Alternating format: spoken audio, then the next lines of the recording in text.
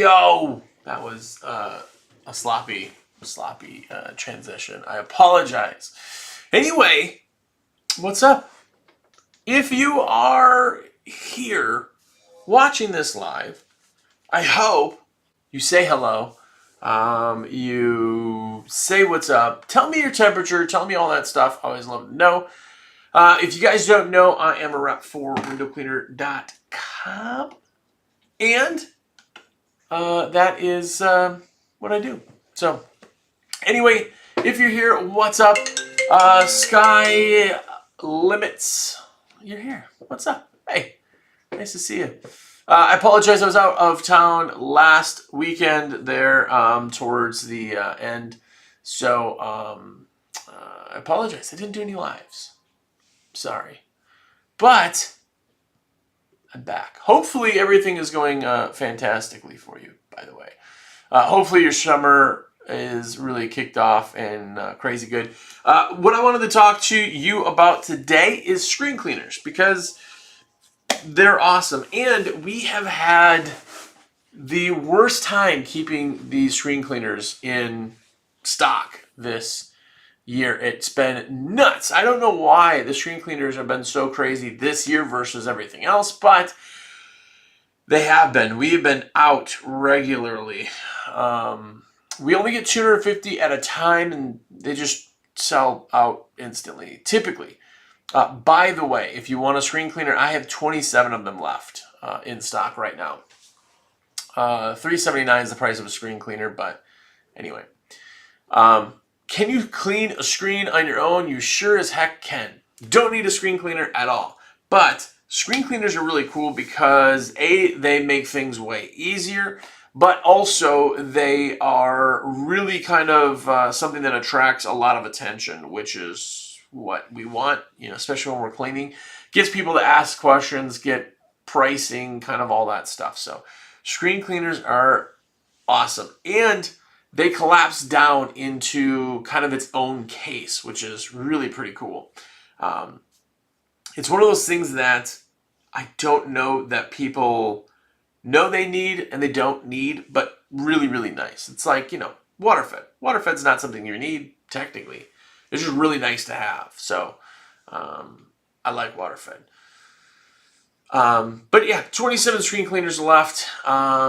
Figured that was a good thing to at least put out there for everybody who's looking, since they have unfortunately been so stinking absent. But yeah.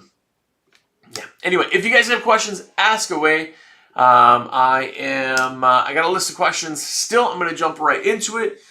From Alex K. What's your take on uniforms? Do they actually make a difference to customers? And by the way, if you're here, tell me what your thoughts are on this question. I absolutely 100% think yes.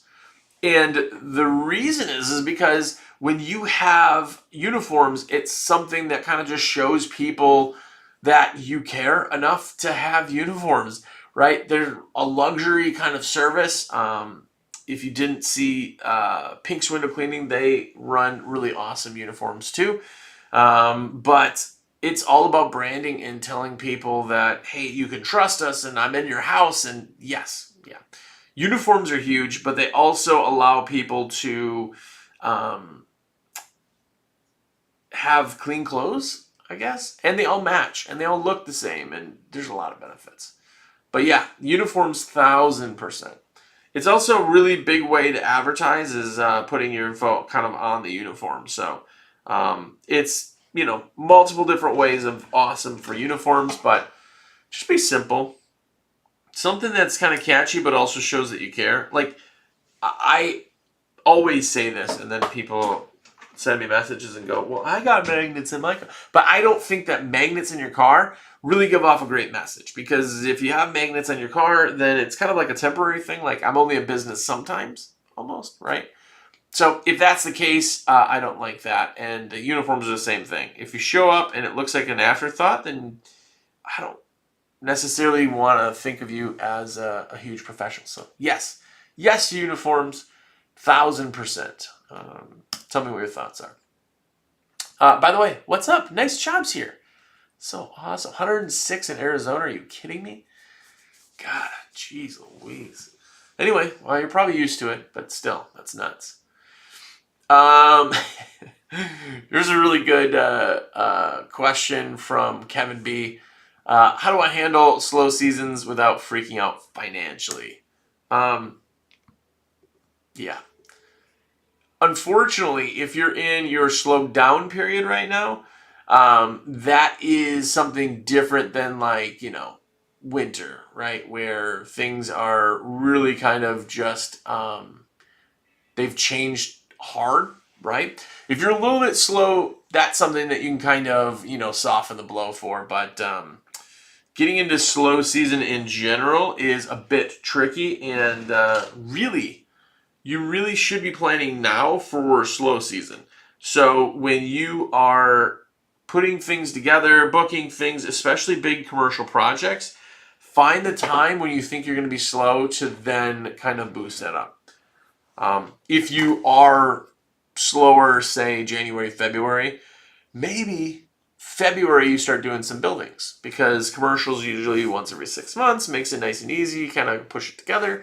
But then you get to pair it. You get to put it in whenever it helps for you, and that really, really, really kind of makes a big difference. So if you are already in winter and you're like, oh my gosh, what should I do now? It's too late. Okay? The downside, it's like when people are like, I'm so busy I stopped advertising. That's not a thing. You don't do that, because that you're talking about today. Like, you're not advertising for today. You're advertising for the future. So you got to kind of put it out there that way. Same thing with winter. You have to have it planned out, and if you don't, then you're kind of stuck. So anyway, I hope that kind of helps. But yeah. Anyway, Ryan asked, should I be tracking every little job stat, or is that overkill? Yes. If you know anything about me, I'm a huge numbers nerd. Huge. I think that the more you know in a business, the better off you are. Because if I ask you, oh, what do you do to advertise? Where do you get most of your customers? And you just guess, or you know, but you don't really know percentages, then how do you know what you're spending money on? Like, how do you know what makes sense? Right? That's the really kind of the big thing is that the more you know, the more you're running on facts versus feelings, and you know the difference there.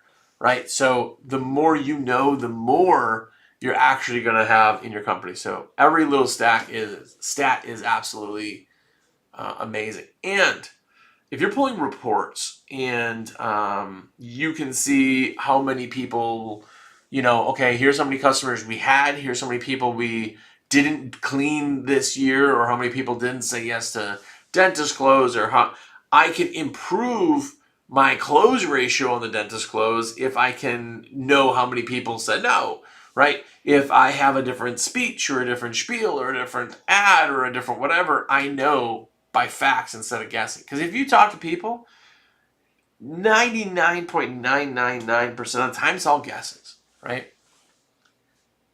What do you make a year? We did 140,000 last year. You did 140,000 exactly? Where did that come from? We did, mostly houses. I bet 70% houses. These are all guesses. Like, if you really want to know, there's a difference between 70, 75, 80, right? There's a difference between, well, we had that one really large commercial job, but it doesn't feel like we did a lot, but that one was $20,000. How many houses is that, right? The more you know about your company, the more you can kind of change and test and check and everything else. And I'm a nerd with numbers. So I absolutely think that's what you need to do. So yeah, track everything. It's overkill, but it's worth overkilling. Overkilling? I think. Anyway, whatever. You guys know I always talk about Jobber, but one of the really nice things in a CRM in general is that you can take a CRM and run reports in any metric that they allow you to. So you can see how, I mean, it doesn't have to be Jobber. Obviously, you could use whatever you're using, but just as an example, Jobber, you can actually see, because there's punch in and punch outs for text, you can see what your actual gross is being earned. You can see, okay, well, Mrs. Jones, our COGS, cost of goods sold, right? The COGS on there were really good because I netted, $87 an hour because we made more and it was a short drive, like whatever. But then Mrs. Smith, we went to, and I netted only $73 an hour or $43 an hour, or whatever it is. So knowing all that's really good because then you can tell what's going on. And then also you can see drive time, and then you can plan stuff together. It's all about optimizing our time. Window cleaning, especially like anything else, is just, it's a service business. It's time. That's all we sell. Yeah, with our time we clean your windows, but we sell time. It takes me time to drive to your place. I have to pay for that, right? And if you're like, no, okay. Whatever state you're in, I'm in North Carolina. I want you to clean my windows. Come on, drive down, do my windows. You'd be like, no, that's too far. That would be too expensive. Oh, so it is about drive time too, right?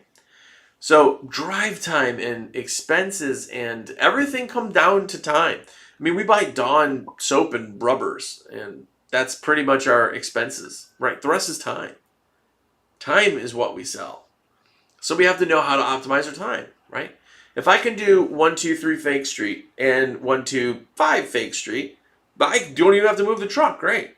I could do those two jobs and make more money than if I have one here and then I have to drive 30 minutes to another one. That's a fair assumption, right? We can't clean every job next door. That's not possible either. But finding that space and how to kind of optimize everything is fantastic. And that's where numbers come in. Again, I love Jobber for that reason. I'm not here to sell you on anything other than using me as your rep. If you see my number on the screen, obviously that's how I make my cheddar, by putting in your orders. But I find stuff that really works and is not kind of fake. Like, there's some stuff out there that's just not for us. And I'll tell you the real truth on Jobber especially. I've demoed probably a half a dozen or more CRMs, probably more than that, over the years. From way back when. That's probably way more than that now that I think about it. But even like 10, 20 years ago, I was just looking at stuff and it sucked. It was like, what do I need to know square footage for? Like, why is that an option? That's not in window clean, right?